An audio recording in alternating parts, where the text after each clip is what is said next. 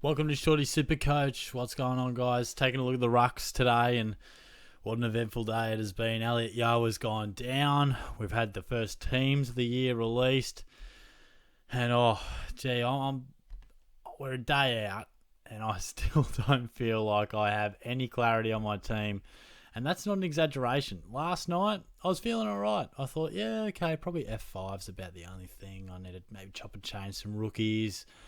But then Yo goes down, just totally shaking it up for me. I mean, I really do have to rejig a few things. It's got me thinking. So here are the other teams. No Chincotta or Sincotta, whatever you want to pronounce him as. Got no idea. But he looked like a bit of a lock probably a week or two ago.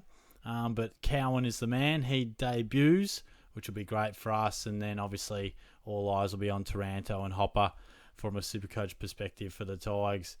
And my antivirus protection as well. And thanks to everyone who got on board for the live sesh yesterday. It was good fun. Hour and a half of banter and Supercoach questions. I thought I had a little bit more variety in my live session poses there, but no, it was good stuff. We'll look to do the live sesh every week, probably Tuesday or Wednesday. Still working that out around 7 o'clock, 7:30. But I'll be in touch about that. So yeah, in terms of game plan leading up to the first bounce, I'll have this Ruck preview out tonight, so Wednesday night. Fords preview, probably like 5 o'clock or something like that, Thursday. And then I'll do a team reveal on Friday at some stage. So I wanted to do the team reveal before the first bounce, but I'm just not going to have enough time to get it uploaded. And if I was a bit more settled on my team, I probably would, but I'd needed to rejig a few things, and the teams are going to tell us a lot.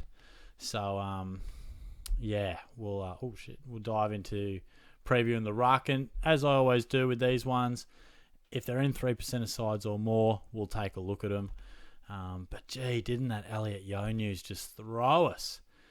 Very, very controversial stuff. But I'll tell you what, it's better for him to do it now than in 4 days or 5 days. You know what I mean? Like, imagine if he did it round 1 or 2. Oh, geez, it would have been an absolute killer. And I apologise, everyone who said it's a ridiculous pick. You got me. You were right in the end. So, fair call. So, let's go through these Rucks, shall we? And if you've got any questions, I'll do my best to get to them. No guarantees I'll get to them in time.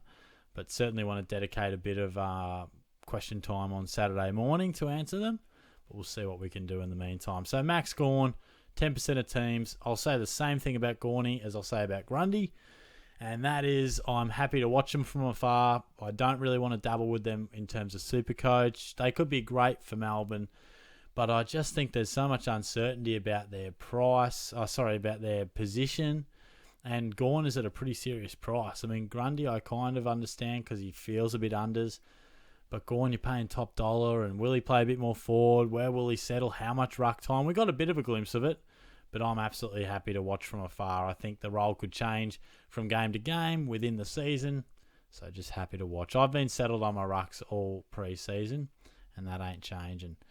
Jarrod Witts in 13% of sides. He's pretty simple. Like, you know what you're going to get. He's a sole Ruck, just does his thing, works his ass off, and you're going to get a pretty solid average. I feel like you're paying absolute top dollar. I think it's right at the top end. I prefer to scroll down a smidgen to Timmy English and go with him, but Witts is about as much of a know what you're going to get type of player as we'll come across.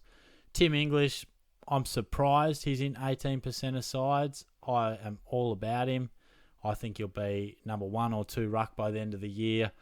Lob coming to the club means that there won't be too much need for him to play that forward role in amongst quite a lot of other tools at the Dogs. So time for English to really set off and smash it out this year. He showed he could do it last year, then some unlucky concussion and other sort of stuff kicked in. So cross the fingers, a clean run at it, and he'll average 110.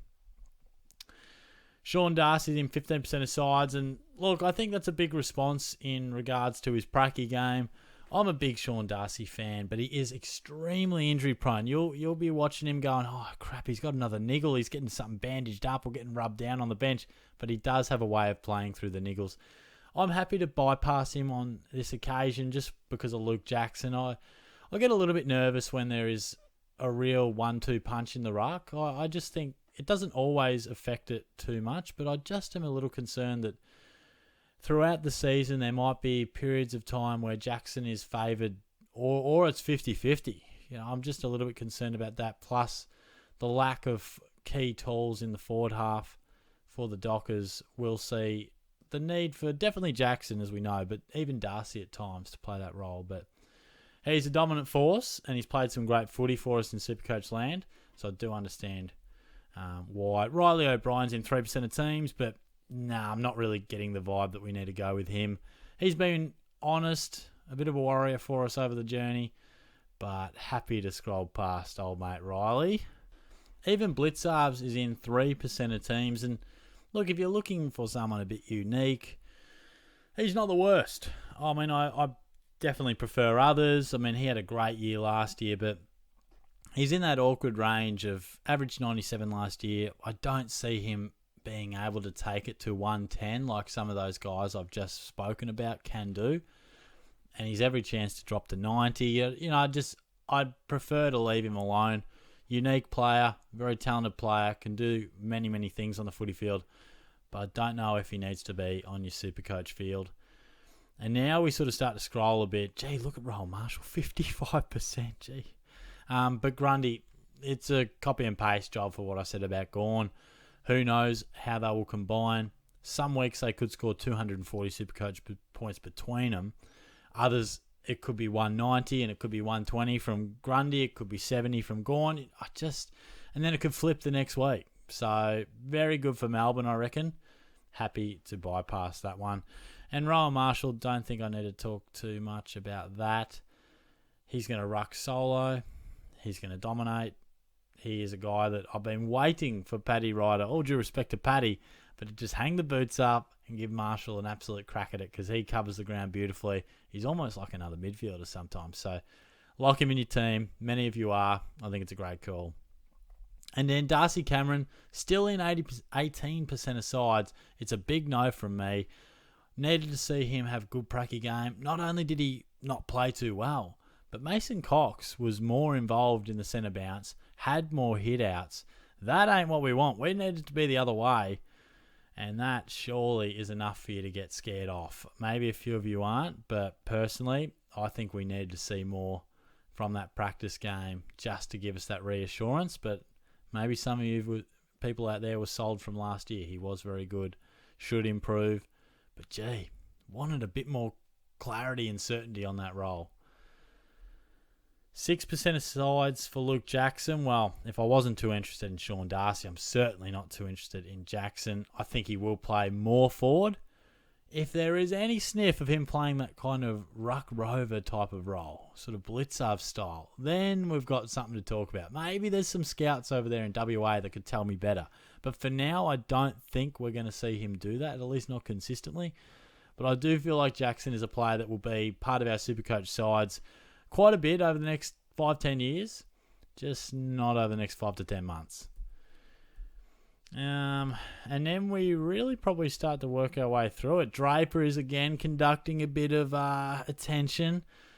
Not going to have the balls to go with him like I did the other year, and he destroyed me. I've told that story a few times, but he's a super player. Super exciting. Does he have the substance or consistency? I'm not too sure. He can do some things that other ruckmen can't, but I don't know if he's got his... So he can do it all right. I don't know if he can do any one of those things consistently week to week for a full season to be a premium. And look, maybe at that price you just want him to be solid and then work your way up to a fallen premium. Maybe that's your game plan. I understand. But after a few years of getting a bit funky with the ruck, I'm just talking, set and forget. Keep it simple. Not sure there'll be too many others. We won't talk about too many rookie price players, but I think we'll just about roll all the way through. There's Ratugolea, and I think he's going to play some real nice footy for the Cats. Henry goes down, makes him a real lock. He's got that ruck forward swing, very handy in case we need a bit of coverage. He'll have some really good scores. He'll intercept from time to time. But don't be surprised if you get a few under 40 as well. He's definitely capable of that too. So hopefully he can string together a few 80s, get us well beyond 300k and hopefully help us out if we need him on the field. But that's about all I got time for in terms of the rucks. Bit of a shorter video with the rucks, so I can pump this one out. It's going to be a bit of a night of SuperCoach videos, editing, and scheduling just to get us right for all the videos when I want them to come out for the next couple of days. But yeah, I hope you're well. Take a look at the forwards next. If you haven't already joined my SuperCoach group, feel free to check that out. Tipping competition as well. And yeah, talk to you guys soon. Cheers.